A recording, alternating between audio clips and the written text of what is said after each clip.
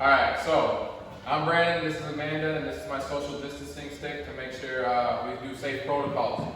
Today we're going to work on the side plank. The side plank is a great exercise for your obliques and your core in general.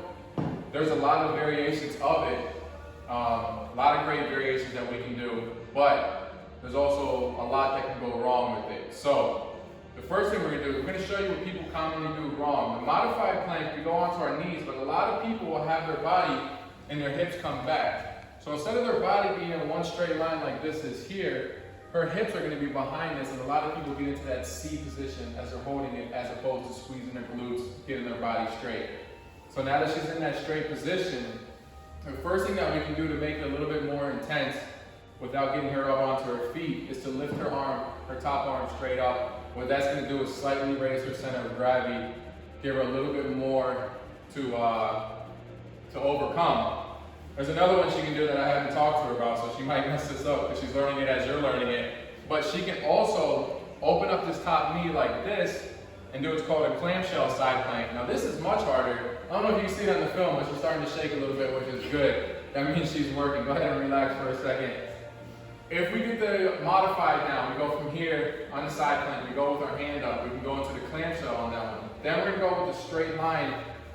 This one, just like the modified one, a lot of people have that habit of coming here. So instead of their body being in one straight line like it should be as they're planking, a lot of them kind of do this. We don't want to do that. So we want to make sure we squeeze our glutes, keep our hips up high, staying tall, and she's going to be on that perfectly straight line.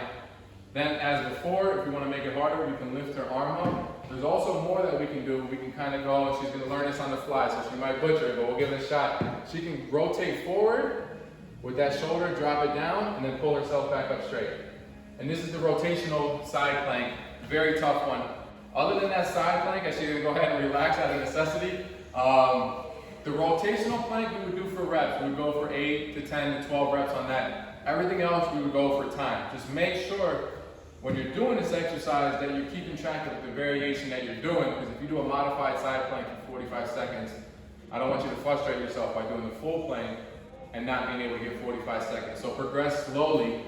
The first thing you want to do is add more time before switching the exercise. Master that version, add more time. I would say when you get to a minute of being able to do it, then go to the next variation. So we're going to go modified plank to modified plank with the arm up, modified plank with the clamshell, to the full side plank, arm up, then the side plank with the rotations.